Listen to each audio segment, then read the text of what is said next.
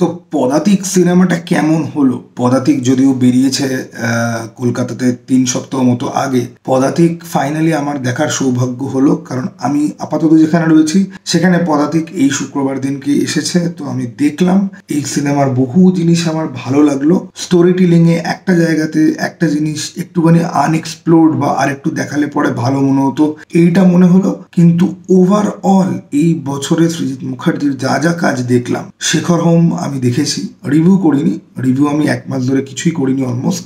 এবং অতি উত্তম কিন্তু আমার ভালো লেগেছিল, ঠিক আছে। মানে বিশাল মাস্টারপিস ফিল্ম না হলে পরেও অতি উত্তমের কমেডি পোর্শন গুলো কিন্তু ওয়ার্ক করেছিল আমার জন্য, ওকে অ্যাটলিস্ট। এবং তারপরে এই সিনেমাটা, এবং নো ডাউট এই বছরে সৃজিত মুখার্জির যতগুলো কাজ এসছে, টেক্কা আসবে পুজোর সময়, তো এখনো অব্দি টেক্কা যেহেতু দেখিনি, টেক্কাকে বাদ দিয়ে বলছি, এখনো অব্দি 3টে কাজের মধ্যে পদাতিক আমার সব থেকে বেশি ভালো লেগেছে। তারপরে আমি শেখর হোমকে রাখবো, যদিও ওটা একটা ওয়েব সিরিজ, আর তারপরে আমি অতি উত্তমকে রাখবো।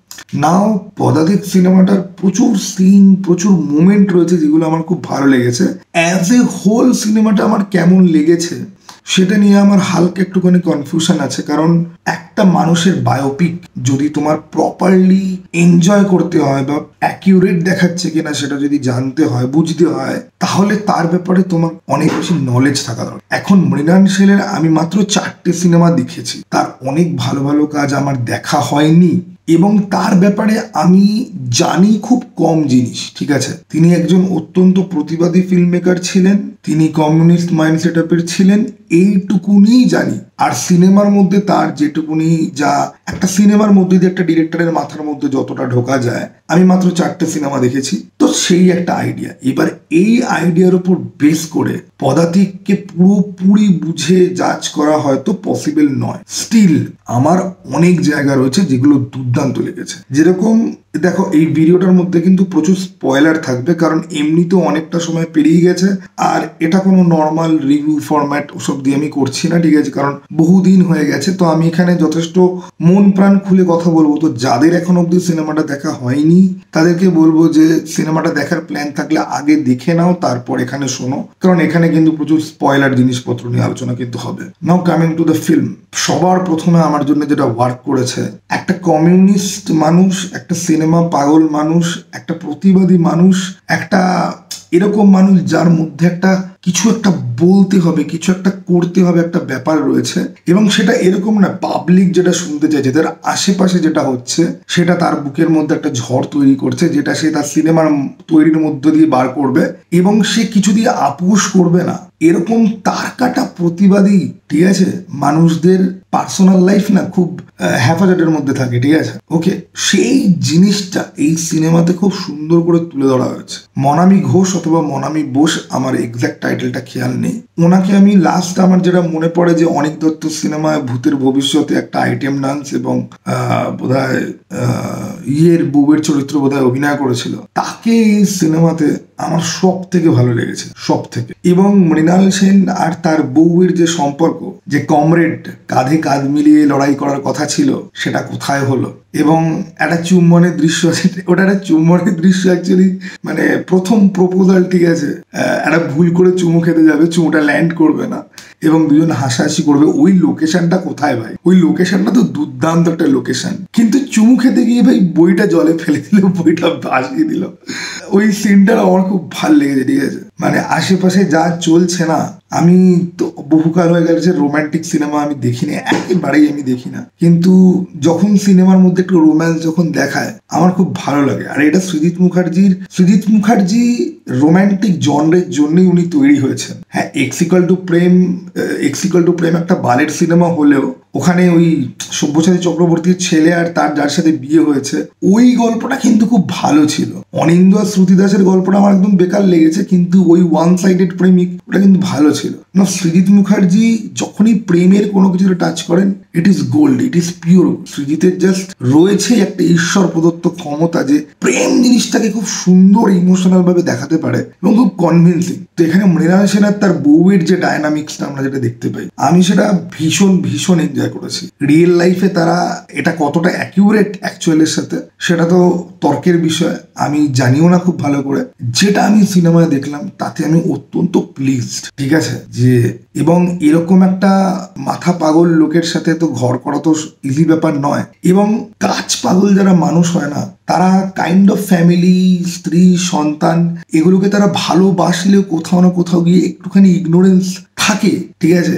এই জিনিসটা এই সিনেমার মধ্যে। এবং মৃণাল সেনের যে যখন ছেলে সন্তান যখন হবে, কুণাল সেন, ওকে, ওই কুণাল সেনের চরিত্রে যে অভিনয় করেছে, উনি খুব বড় মাপের একজন অভিনেতা এবং যার হলিউড সাউথ মিলিয়ে অনেক কাজ আছে। এই লোকটাকে আমি লাস্ট বিশ্বরূপম সিনেমায় দেখেছিলাম কামাল হাসানের সঙ্গে। তো মৃণাল সেনের ছেলের চরিত্রে উনি অভিনয় করেছেন, ওনার অ্যাকসেন্ট তো দুর্দান্ত। এবং ছেলের সাথে বাবার কনফ্রন্টেশন, কাইন্ড অফ স্মোক করতে করতে, কনফ্রন্টেশন নয়, ছেলে বুঝিয়ে বলবে বাবাকে যে আমি না বুঝি তুমি সেলফিশ ছিলে, তুমি সমস্ত কিছু ছেড়ে সিনেমাটাকে বেশি প্রায়োরিটি দিয়েছো বলেই সিনেমাও তোমাকে অনেক কিছু ফেরত দিয়েছে এবং তোমার এই জিনিসটা আমরা বুঝতে পারি। এই যে ছেলে বাবার কনফ্রন্টেশন একটা ভায়োলেন্ট কাইন্ড অফ ওয়ার্ড, এই যে রিয়েলাইজ করা, অ্যাকসেপ্ট করা, ঠিক আছে, কাইন্ড অফ মাফও করে দেওয়া, ঠিক আছে, এই যে সিনগুলো যে ছিল খুব ভালো। বাবা ছেলে অথবা মৃণাল সেন আর তার ওয়াইফের যে সিনগুলো, সেই সিনগুলো আমার জন্য খুব ভালো করে ওয়ার্ক করেছে। ঠিক যতটুকুনি দেখানো দরকার ঠিক ততটুকুনি, এবং সেটার একটা আফটার ম্যাথ তুমি ফিল করতে পারবে, তোমার ফিল হবে যে ওকে ইট ইজ গুড, ঠিক আছে। দেন যে জিনিসটা আমার সব থেকে ভালো লেগেছে হচ্ছে কি, যে সত্যজিৎ রায়ের সাথে ওনার যে সম্পর্কটা দেখানো হয়েছে এবং মাঝখানে খুব ছোট্ট করে ঋত্বিক ঘটকের একটা ক্যামিও টাইপের আছে। ভাই, আমি তো প্রথম কথা বলবো, এই সিনেমাতে একজন রয়েছে যাকে অস্কার দেওয়া উচিত। সে কিন্তু অভিনেতা অভিনেত্রীদের মধ্যে কেউ না। এই সিনেমাতে যে মেকআপ প্রস্থেটিকের যে কাজ করেছে, ওকে, আই মিন দেখো, অপরাজিত সিনেমাতে আমরা সত্যজিৎ রায়ের যে ভার্সনটাকে আমরা যেটা দেখতে পাই সেটা কিন্তু কাইন্ড অফ ইয়াং বয়স এবং একটু বৃদ্ধ। এবং ওইখানে যদি তোমার সত্যজিৎ রায়ের গেট আপ দেখে জিতু কামালের ওপরে যদি তুমি মুগ্ধ হয়ে গিয়ে যদি থাকো, তাহলে এই সিনেমাতে সত্যজিৎ রায়ের যে গেট আপ দেখবে এগেইন জিতু কামালের ওপরে, ভাই সাব, আই মিন ওই এআই ভয়েস বাদ দিয়ে যেটার মধ্যে একটুখানি ডিসকানেক্টেড একটা তৈরি হয়, যে মনে হয় সামহাউ ভয়েসটা ম্যাচ করছে না। কারণ অপরাজিততে যেরকম ভাবে উনি কথা বলছিলেন, জিতু কামাল যেভাবে কথা বলেছিল, এখানে সেভাবে কথা বলেনি, একটুখানি ডিফারেন্স রয়েছে। আর এই অডিওটা সামহাউ মানে এক্সটার্নাল অডিও জাস্ট বসানো হয়েছে। অ্যাকচুয়াল শুটিং এর স্পটে যে ডায়লগটা দিয়েছে সেই ডায়লগ কিন্তু এখানে ইউজ করা হয়নি, এটা পরে ডাবিং করে আলাদা করে লেয়ার বসানো হয়েছে। তো ওই জায়গাটা একটুখানি একটা কানে লাগার মতো একটা ব্যাপার আছে। ওই কি তোমার মনে হবে যে কোন একটা জিনিস ঠিক ম্যাচ করছে না। স্টিল সত্যজিৎ রায়কে এখানে কিছু ফ্রেমে বা কিছু মানে কাইন্ড অফ একটা বড় একটা গেস্ট অ্যাপিয়ারেন্স রয়েছে, একটা বড় সড়ো একটা ক্যামিও রয়েছে, ঠিক আছে। ওটাকে জাস্ট ক্যামিও বলা যায় না, মাল্টিপল সিনে সত্যজিৎ রায় রয়েছেন, আই মিন জিতু কামাল রয়েছে এবং মাল্টিপল কনভারসেশন তাদের মধ্যে রয়েছে। এবং ওই সিনগুলো জাস্ট এপিক, ওকে। ওই সিনগুলোর প্লেসিং থেকে শুরু করে ওই সিনগুলোর তাৎপর্যপূর্ণ গুরুত্ব, এবং ঋত্বিক ঘটক, মৃণাল সেন আর সত্যজিৎ রায়। ঋত্বিক ঘটক ডেথ বেডে শুয়ে আছে, দুজন, একজন এদিকে একজন ওদিকে দাঁড়িয়ে রয়েছে। That scene was something else for me, okay. মানে রীতিমতো গুজবাম্পস, ওকে, গুজবাম্পস বললে পরেও কম, ওকে। তো দুর্দান্ত লেগেছে।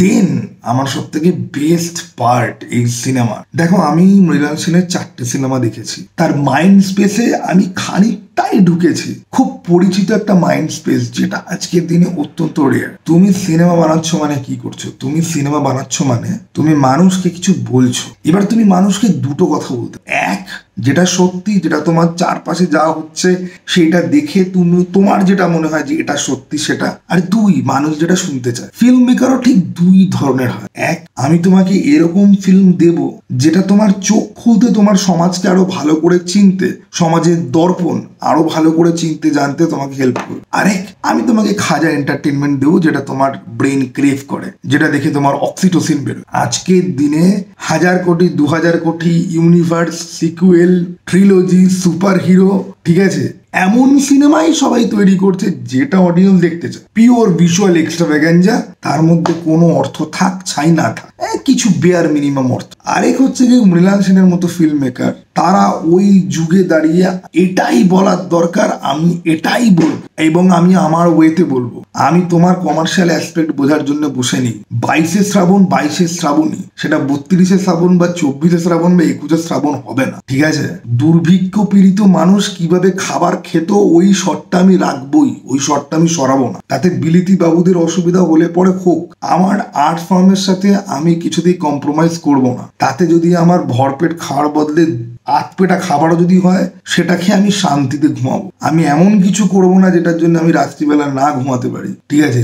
যেটা করব, আমি যেটা চাই সেটাই আমি করব, এবং আমি যেটা চাই সেটা খুব পবিত্র, সেটাই ট্রুথ। আমাকে লোকে এসে মক করবে যে তোমার ফিল্ম তো একটুখানি বেশি বাম দিক ঘেঁষা হয়ে যাচ্ছে, তাকে মুখের ওপর আমি চুপ করিয়ে দেবো, ভদ্রতার সাথে অবশ্যই। আমার ফিল্ম দেখে ইন্দিরা গান্ধী, জওহরলাল নেহরু বুঝতে পর্যন্ত পারবেন যে এটা কোন আইডিওলজির দিকে ঘষা, তথাপি বলবেন যে খুব ভালো সিনেমা। এই যে জিনিসগুলো, এই লাস্ট টাইম যেগুলো বললাম, এগুলো খুব কম মানুষ ফিল করতে পারবে বা খুব কম মানুষ এগ্রি করবে। অর্ধেকের তো মাথার উপর দিয়ে বেরিয়ে যাবে যে আমি বলতেটা কি চাইছি। আমি অ্যাকচুয়ালি এইগুলো সিনেমার মধ্যে দেখলাম and I was fucking impressed. একজন গল্পকার, সে গল্প লেখক হতে পারে বা সে চলচ্চিত্র পরিচালক হতে পারে বা সে জাস্ট পাতি ম্যাগাজিনে হয়তো লেখে, এরকম হতো, কিন্তু সে কি লিখবে আর কি বলবে কি ভাববে, তার চোখ, তার কান, তার মাথা না থেকে অন্যেরটা যদি থাকে, তাহলে জিনিসটা তো আর তার নয়, তাই না? আর জিনিসটা তারই হওয়া উচিত। এই যে দ্বন্দ্বটা না, মৃণাল সেন এমন একটা মানুষ যে নিজেকে ক্রিটিসাইজ করেছে, নিজের কাজ নিয়ে নিজেই অশান্তিতে থেকেছে, নিজের প্রথম সিনেমা দেখে নিজেই বলছে যে এত বাজে সিনেমা আমি বানালাম কি করে, আমি বানানো ছেড়ে দেবো। যে আজকের দিনে কটা শিল্পীকে আপনি দেখেন সেলফ ডাউটে ভুগতে, কারোর কোনো ডাউট নেই, সবাই চ্যাম্পিয়ন হয়, সবাই গোদার হয়ে গেছে ভাই, ঠিক আছে? সবাই নিজেকে বিশাল বড় বুঝতে হবে, সবাই মনে করে। আর কেউ কেউ আছে যারা পয়সার জন্য ফিল্ম বানাবে, 1000 কোটি 2000 কোটি, ফিল্মের কি মান তাতে কিছু যায় পর্যন্ত আসে না। এন্টারটেনমেন্ট এন্টারটেনমেন্ট ফিল্ম একসময় বিপ্লবের মাধ্যম ছিল, ফিল্ম একসময় চেতনার মাধ্যম ছিল। এখন ফিল্ম একটা পাতি ব্রেন ড্রাগের মতো পরিণত হয়েছে, যেখানে সবাই সিমিলার টাইপের জিনিস বানাচ্ছে, একই জিনিস। এখানে একটা সিন আছে, মৃণাল সেন জানতে পারবেন যে এই ইন্টারভিউর সিনটা এরকম সিমিলার একটা সিন মানিক বাবুর সেটে অলরেডি শুট করা হয়ে গেছে, ওই জন্য উনি সিনটাকে বদলে দেবেন, যে না হলে ভাই তো কপি হয়ে যেত। এই যে মোরাল বা এথিক্স অ্যাজ এ ক্রিয়েটার, যে আমি ওরকম কিছু করব না যেটা একজন অলরেডি করে ফেলেছে, এই যে অনেস্টি, এটা আজকের দিনের কটা ফিল্ম মেকারের মধ্যে রয়েছে। অধিকাংশ ডিরেক্টর ও অন্যান্য বাইরের জায়গা থেকে ঝাড়ে, প্ল্যাগারিজমে তো ভরে গেছে। ইন্ডিয়ান ফিল্ম মেকারদের মতো প্ল্যাগারিজম মানে কপি করে বলবো ইন্সপিরেশন, ট্রিবিউট, ব্লা ব্লা ব্লা ব্লা ব্লা, না, আসলে তো কপি নয়। সেখানে মৃণাল সেনের মতো লোকজন এরকম ধরনের ছিলেন এবং সেটা সিনেমার মধ্যে তুলে ধরা হয়েছে, হুইচ ইজ কি বলবো, ব্রিলিয়ান্ট। তবে আমার সব থেকে পছন্দের জায়গা হচ্ছে কি মেডিকেল রিপ্রেজেন্টেটিভ বাড়ি থেকে ফিরে এসে ল্যাংটো হয়ে আয়নার সামনে দাঁড়িয়ে নিজেকে প্রশ্ন করছে। ভাই ওই সিনটা দেখার সময় আমার লিটারালি ফাটছিল। দেখো, আমি কলেজ লাইফেও মোটামুটি সবাই জানতো যে আমি ফিল্মই বানাতে চাই। কলেজ লাইফ শেষ হয়েছে, 7 বছর হয়ে গেছে কলেজ লাইফ ছেড়ে আমি চাকরি করছি। মাঝে মাঝেই ওই ফিল্ম বানাতে চাই, ওই সত্তাটা ভর করে মাথার মধ্যে। আজকে আমি যখন এই সিনটা দেখছিলাম না, আমার রীতিমতো অস্বস্তি ফিল হচ্ছিল। আমার কেন জানি না মনে হচ্ছিল যে বাড়িতে গিয়ে আমি হয়তো সেম জিনিস করবো, ল্যাংটো আয়নার সামনে দাঁড়িয়ে জিজ্ঞাসা করবো যে কি বালটাই না আমি ছিঁড়ছি। কিন্তু বাস্তব জীবন যে কি আমি আজ অব্দি বুঝে উঠতে পারলাম না। অবশ্য মধ্যবিত্ত ছেলেদের বাস্তব জীবন বলে কিছু থাকে না, হাতে শেকল আর পায়ে ফর্মাল শু ছাড়া। নাও দ্য থিং ইজ, এই সিনেমাটা যারা সিনে প্রেমী তাদের মোটামুটি ভালো লাগবে বলেই আমার বিশ্বাস। যারা নিজের গল্প, নিজের আর্ট ফর্ম নিয়েই খুব ডাউটে রয়েছে যে প্রডিউসার যেটা চায় মুখরোচক জিনিস সেটা করব, নাকি যুগোপযোগী আমার যেটা মনে হচ্ছে ঠিক এই গল্পটা তো বলা উচিত, এই গল্পটা মানুষের কাছে পৌঁছানো উচিত, সেটা করব। কোনটার জন্য বাজেট পাবো, কোনটার জন্য বাজেট পাবো না, কোনটা ডাউনেড রিজেক্টেড হয়ে যাবে, এই সমস্ত জিনিসপত্র নিয়ে যে সমস্ত ডিরেক্টররা রোজ রাত্রিবেলা ঘুমোতে যায়, তাদের এই সিনেমাতে এই ক্যারেক্টারটার এই ইনার কনফ্লিক্টের সাথে তো রিলেট তো করতে পারবে। আর যারা সিনেমা বানাবে ভেবেও আমারই মতো যারা অন্যান্য কাজকর্ম করে বেড়াচ্ছে, তাদের জন্য ভাই ওই সিনটা তো নাইটমেয়ার, যে নগ্ন অবস্থায় নিজেকে প্রশ্ন করছে আয়নাতে। ওকে, সমস্ত কিছু মিলিয়ে আমি বলি এই সিনেমার কিছু দুর্বল দিকও আছে। এই যেরকম মৃণাল সেনের ছোটবেলা, মানে যেটা কোরক সামন্ত অ্যাকচুয়ালি প্লে করেছেন, ওই জায়গাটার এডিটিং ভালো, গল্প বলার স্টাইলটা ভালো, বাট গল্প কি বললো সেটা খুব একটা বেশি ভালো না।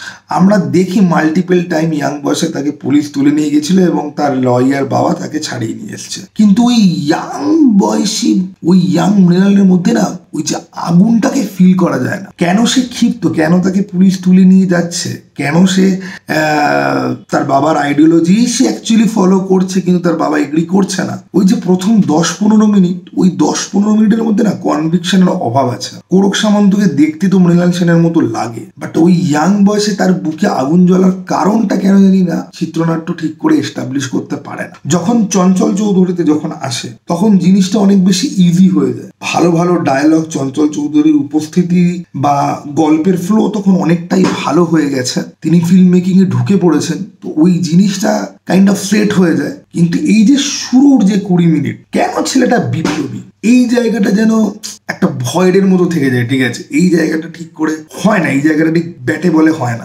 একেবারেই ঠিকঠাক আমার একদম কনভিন্সিং লাগে। কিন্তু তারপর থেকেই চঞ্চল চৌধুরীর পর থেকে জিনিসটা আস্তে আস্তে করে টার্ন হতে থাকে এবং আমরা বারবার টাইম লাইনে আগে পিছিয়ে করতেই থাকি। এবং এডিট এত সুন্দর হয়েছে, ওখানে বয়স্ক মৃণাল সেন যদি দরজা খুলছেন, তাহলে এখানে ইয়াং মৃণাল সেন দরজা খুলছে, এ বাস থেকে নামছে, ও ঘর থেকে বেরোচ্ছে, জিনিসগুলোকে মেলানো হয়েছে খুব সুন্দরভাবে। এবং সৃজিত মুখার্জির একটা ক্যামিও আছে একদম শুরুতেই, সেই ক্যামিওটা, ওই সিনটা ইন্টারভিউ এর রঞ্জিত মল্লিক ওইটাকে কাইন্ড অফ ট্রিবিউট করে, ওই সিনটা দুর্দান্ত ছিল, বেশ ভালো লেগেছে আমার। কিন্তু ওই পোর্শনটারই মানে কনভিন্সিং ছিল না। ঠিক আছে, ওইখানে আরো কিছু একটা মিসিং ছিল। ঠিক আছে, ওকে, যেরকম আমি একটা জিনিস কম্পেয়ার করি, শেখ মুজিবুর রহমানের বায়োপিক যখন দেখছিলাম, ওই ছোটবেলা থেকে ওই কলেজ লাইফে ওই যে মাথার মধ্যে ক্যারাপোকা চাপার যে জায়গাটা, সেটা খুব ওয়েল বিল্ড ছিল। এখানে ওই জিনিসটা একটুখানি মিসিং মনে হয়। যদিও এই সিনেমাটা যত এগিয়েছে, যত শেষের দিকে গেছে, তত সিনেমাটা ভালো হয়েছে,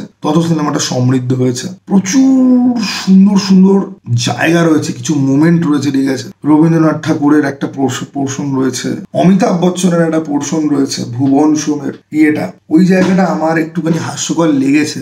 অঞ্জন দত্তর যে গেস্ট অ্যাপিয়ারেন্স, অঞ্জন দত্ত আসেনি, অন্য একজন সুমন ব্যানার্জি বোধহয় ওই অভিনেতার নাম, উনি অঞ্জন দত্তর একদমই কনভিন্সিং লাগেনি। ঠিক আছে, ওটা খুব হাস্যকর হয়েছে। আর অমিতাভ বচ্চনের মেনশন যে ক্যামিওটা, যেটা এগেইন অমিতাভ বচ্চনকে তো অ্যাফোর্ড করা পসিবল নয়, আমাদের বাঙালি একজন অ্যাক্টর যার একটা ওয়েব সিরিজ, ওই নষ্টনীর বোধহয়, ওই প্রফেসর সেক্সুয়ালি এক্সপ্লয়েট করেছে, ওই যে ওয়েব সিরিজটা, ওখানে ওই প্রফেসরের ভাইয়ের চরিত্র ছিল, ওই ছেলেটাকে অমিতাভ বচ্চনের মতো করে ইয়ে করেছে। বা অরুণ রয়, উত্তম কুমার, রাত ভোর, এই ক্যামিওগুলো না সামহাউ গল্পের ফ্লো এর জন্য তো ঠিক আছে, তার লাইফের পিক পয়েন্টে তাদের কিভাবে এন্ট্রি হয়েছে সেটা তো শো তো অবশ্যই করে, কিন্তু এই ক্যামিওগুলো দেখে না তোমার একটুখানি হাসিও পাবে। বিশেষ করে অঞ্জন দত্ত আর অমিতাভ বচ্চন, এই দুটো একদম বাজে হয়েছে, একদম খাজা হয়েছে। ঠিক আছে, এই দুটো সামাও একেবারেই ওয়ার্ক করে না।